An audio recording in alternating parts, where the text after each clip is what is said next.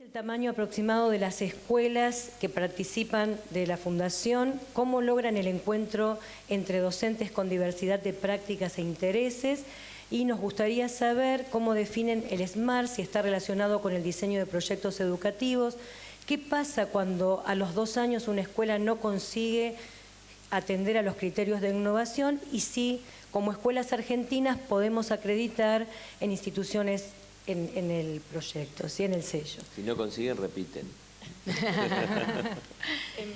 En grandes líneas poder hacer una pequeña síntesis. ¿Quieres contestar tú de las escuelas? Me ha quedado la primera pendiente, ¿me la puedes repetir? El tamaño de las escuelas. El tamaño de las escuelas. El tamaño de las escuelas. El tamaño de las escuelas. Si son escuelas grandes. Sí, hay de todo, hay de todo. Hay escuelas grandes de 4 líneas, como la escuela de Raquel, hay escuelas de 1 línea. 1 línea es un grupo por año, ¿de acuerdo?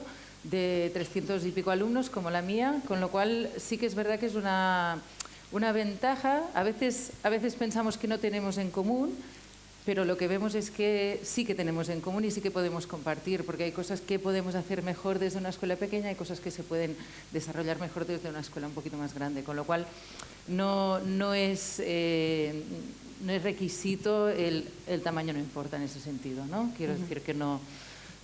todos podemos compartir y todos podemos compartir desde un sitio u otro. Hay escuelas que van desde educación infantil hasta bachillerato, hay escuelas que tienen desde educación infantil hasta formación profesional, incluso hasta algún grado universitario, o sea que tenemos escuelas de muchos tipos. Sí. Luego la otra pregunta era que cómo hacemos para encontrar a docentes con diferentes intereses, ¿no? ¿Contesto yo? Sí. Bueno, lo que hacemos desde la Fundación es, primero que los jueves es un día como que sabemos que las escuelas, sobre todo los coordinadores de TRAM, se pueden encontrar. El jueves por la mañana es como el día. Y entonces lo que hacemos es, durante el año, creamos a principio de curso, que incluso a veces lo hacemos en julio, nuestro curso empieza en septiembre, organizamos ya una temporización de todas aquellas necesidades que nos han ido llegando y que nosotros también desde la Fundación creemos que son importantes que lleguen a las escuelas. Organizamos ya unos seminarios, unos encuentros y están en el calendario. Y de ahí las escuelas se organizan internamente para enviar a las personas que crean que va a poder recoger bien esa información y que va a poderla trasladar a la escuela. Eso es muy importante. Que este feedback, no solo que vayan y se queden con lo que han compartido ese día, sino que lo puedan poner en práctica y se va extendiendo en la escuela como una pequeña, ¿no?, gotita. Mancha de humedad. Mancha de humedad también, sí. Ahí tenemos todos muchas cosas en común, ¿verdad? Luego del sello SMART. Sí, la pregunta era sobre si el sello SMART... Sí. ¿Y qué ocurría si pasado 2 años no lograban cumplir con los criterios? Y la última, ¿qué pasa con las escuelas argentinas si nos podemos incorporar? Sí. De hecho, dentro de la red de internacionalización y confluir asesoramiento e internacionalización, yo creo que sería también una de las metas de sello SMART. Lo que tiene el sello SMART es que se adapta a cada una de las escuelas y lo que decíamos antes, que la innovación no es lo mismo en cada entorno, no es lo mismo en cada escuela, es, diríamos, uno de los grandes hitos del sello SMART, porque cada escuela también define según su comunidad, su ecosistema, sus requisitos, lo que quiere y lo que quiere definir como indicadores válidos para ellos. Sí que hay unos indicadores que son comunes, ¿no? Pero sí que luego se adapta, por lo tanto es adaptar a la zona, a la comunidad, etcétera. Sí. ¿Y qué pasa con las escuelas que al pasar los 2 años no se acreditan? Es que no ha pasado. No ha pasado. No ha pasado. No, y si hace falta extender, ¿no?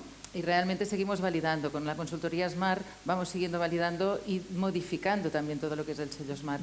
Con lo cual siempre se ofrece este seguimiento, esta tutoría, este acompañamiento. No sería tutoría, sino acompañamiento. Pero es que en general el objetivo es que a los 2 años esa escuela se va a acreditar.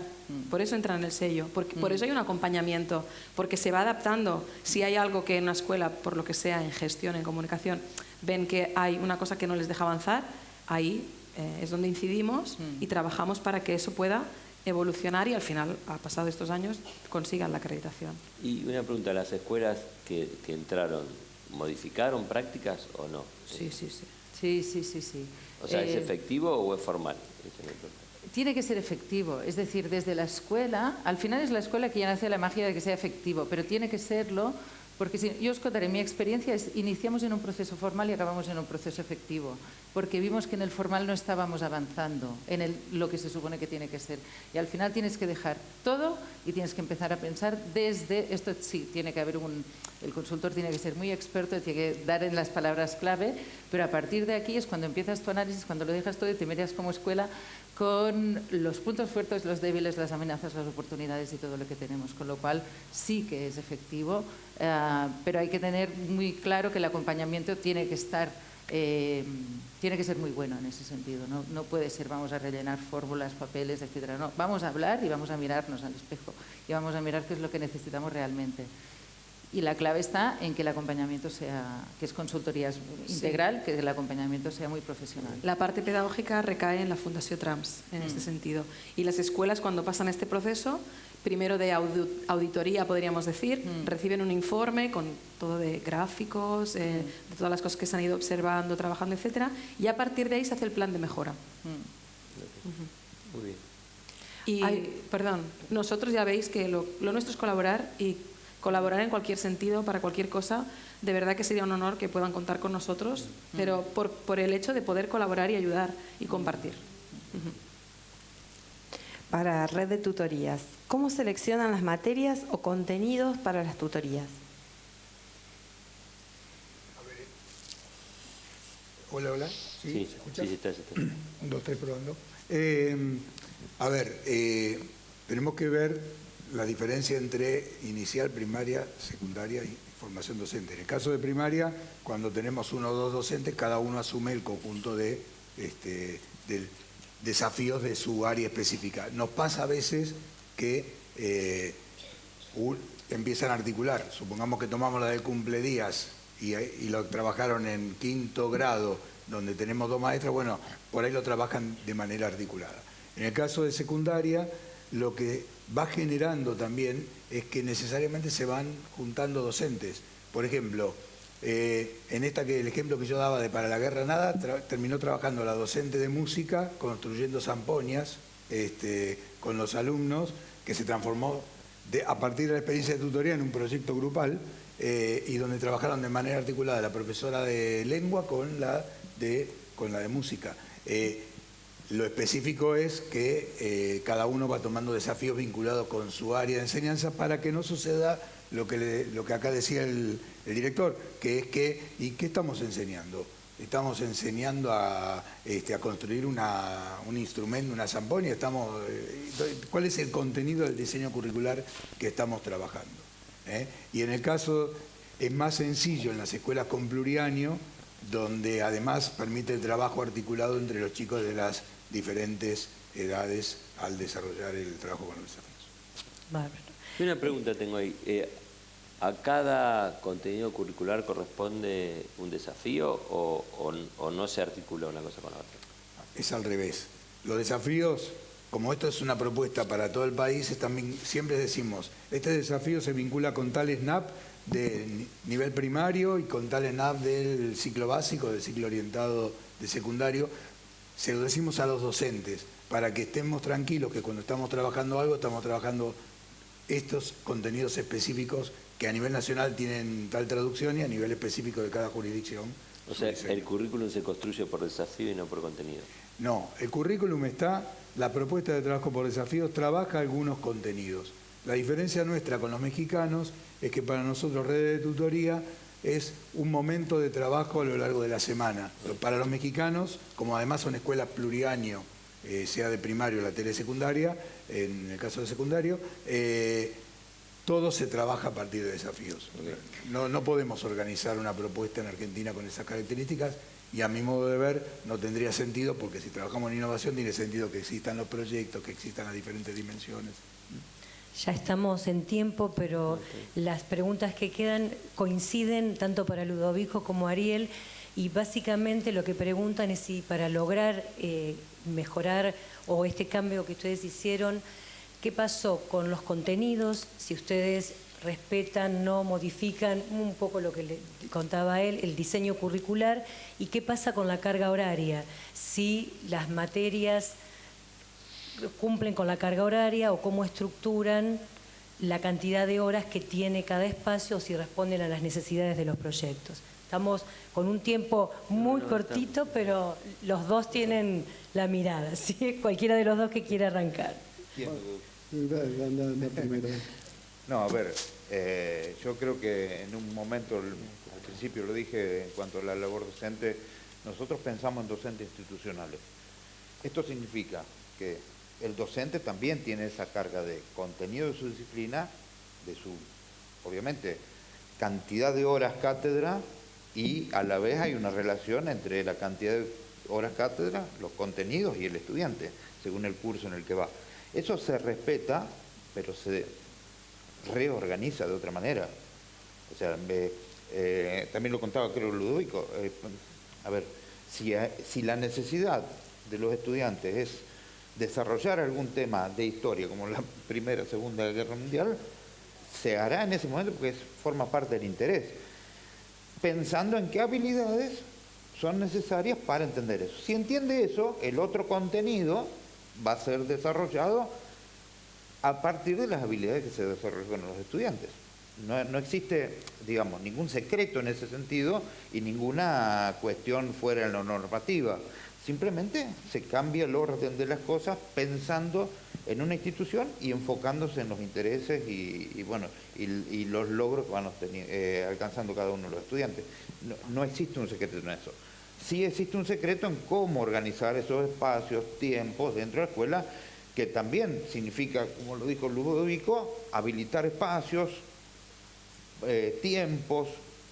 Bueno, esto es una ingeniería que realizan indefectiblemente los equipos de gestión y que después de alguna forma los docentes van adquiriendo esa práctica y a veces surge de ellos mismos, pero es tiempo, trabajo, constancia, mucha resiliencia y bueno, Sí. no existe otro secreto. ¿Y es legal? así. ¿Es legal? Sí, está en todos los documentos. La invitación a hacerlo, digo, está en todos los documentos. Después, quizá redactarlo, fundamentarlo, lleva un poquito más de tiempo y esfuerzo. Pero yo lo que diría primero es algo para los que ponen la palabra diseño curricular en su pregunta, 2 o 3 reflexiones muy cortitas. Primero, en el diseño curricular está todo, que es el problema del diseño curricular. Tan grande, tan largo y tantas generalidades que todo está en el diseño curricular. Segundo, no todos aprendemos todo, ni aprendemos lo mismo, ni lo aprendemos al mismo tiempo. Y eso es verdad en la escuela innovadora como era en la antigua escuela, ¿sí? Es decir, los que venimos más viejos, que aprobábamos con 10, 10, 1, ¿sí? 10 primer trimestre, segundo y tercero, del tercer trimestre no sabíamos nada, ¿sí? O sí, no sé, digo, es una discusión. Y yo que aprobé con 677 o 67650 por redondeo, sabía mucho menos que mi compañero que aprobó con 10, 10, 10. Entonces eso viene de siempre en la escuela. Es una ficción esto de que todos aprendemos todas las bolillas del diseño curricular. Y después la segunda cosa que me parece muy importante, que es cuando los alumnos están motivados, están con proyectos que tienen valor para ellos, y tienen una dinámica de trabajo, la energía, el tiempo que se dedica al aprendizaje y la profundidad del aprendizaje es mucho mayor. Entonces, esto que no enseñaste de la unidad curricular en segundo año, aparece porque el conocimiento está relacionado en tercero, en cuarto, y lo aprenden con mucha más profundidad, porque le ven valor, para qué sirve, porque tienen ganas, porque lo necesitan en ese momento para su proyecto. Entonces, tenemos que salir un poquito de esa discusión. La experiencia nuestra, nosotros somos una escuela técnica, somos doble jornada y los chicos dedican un montón de horas al tema técnico, pero cuando vamos a las evaluaciones estamos más o menos al mismo nivel en lengua, en las áreas de sociales y en inglés, que las escuelas que hacen bachillerato internacional, que son doble jornada de inglés o que dedican muchas más horas a lengua. ¿Por qué? Porque los chicos están enchufados y el ratito que dedican a esas materias tiene más peso. Bueno, exprimamos al máximo, tenemos unos minutos más. ¿Alguien tiene una pregunta? No una reflexión de 200 horas, una pregunta acá. Por acá. Buenos días. Buenos días. Yo quisiera preguntar si estamos formando tutores, las docentes de nivel inicial, cuando en el aula formamos diferentes grupos. A cada grupo le damos un juego que ya tienen aprendido y yo me comprometo con un grupo pequeño de alumnos y le enseño un juego nuevo a 4 o 5 chicos. Y después implemento ese juego y reparto cada uno de esos chicos en un grupito y ellos son los que les enseñan el juego a los demás. ¿Se puede decir que estoy formando tutores? A ver, acá tenemos, primero lo vamos a mirar por otro lado. ¿Estamos trabajando una propuesta innovadora? Sí. ¿Por qué estamos trabajando una propuesta que es innovadora? Porque estamos ubicando a los chicos en diferentes roles de lo que habitualmente venimos haciendo. Como cuando trabajamos un proyecto de trabajo, como cuando trabajamos diferentes cosas. Ahora, en la relación tutora lo que buscamos es la relación 1 a 1, que es, ¿por qué? Porque es interesante ver lo que pasa cuando un chico interactúa con otro. Esto le quita validez a que podamos estar haciendo que ese chico despliegue un trabajo, no, de ninguna manera, porque lo estamos pudiendo desarrollar. Quizá lo que estamos desplegando allí, después le pondremos el nombre, lo llamaremos Marta, lo que hicimos, pero es interesante ese tipo de propuestas. Sí, ese chico está jugando un rol diferente que el que habitualmente juega. No lo encasillemos. No es tutoría. Está comunicando, está enseñando, hay un montón de cosas muy valiosas. A ver, ¿es posible que haya una situación de tutoría? Acá me pregunta Freddy. Sí, lo podríamos ubicar ahí, pero se van a jugar otros aspectos que cuando trabajamos en la tutoría 1 a 1. Ese chico está haciendo un despliegue distinto del que habitualmente juega dentro de ese grupo. ¿Alguna otra que nos quedan unos minutitos? Ya estamos en tiempo. Bueno, creo que quedamos todos, el título, el nombre del Congreso, creo que esta mesa lo hizo valer, sí, experiencias innovadoras para inspirarnos. Cuántas cosas para repensar, para repensarnos. Me quedo pensando también en la figura de los equipos directivos a la hora de generar estas transformaciones, ¿sí? Hablamos de los docentes como motores, hablamos de los estudiantes como el foco en el que está puesto nuestra mirada, y creo que también un punto interesante está vinculado a los equipos de conducción, a los equipos de gestión, según cómo se llamen, en distintos lugares, ¿sí? Para pensar qué habilita o quiénes son las personas que también, o los equipos que posibilitan que estas piezas se puedan mover de alguna manera. ¿Dónde quedan los directivos en el mismo equipo con los docentes? Bueno, para pensar también, ¿sí? Freddy, vamos al descanso, ¿te parece?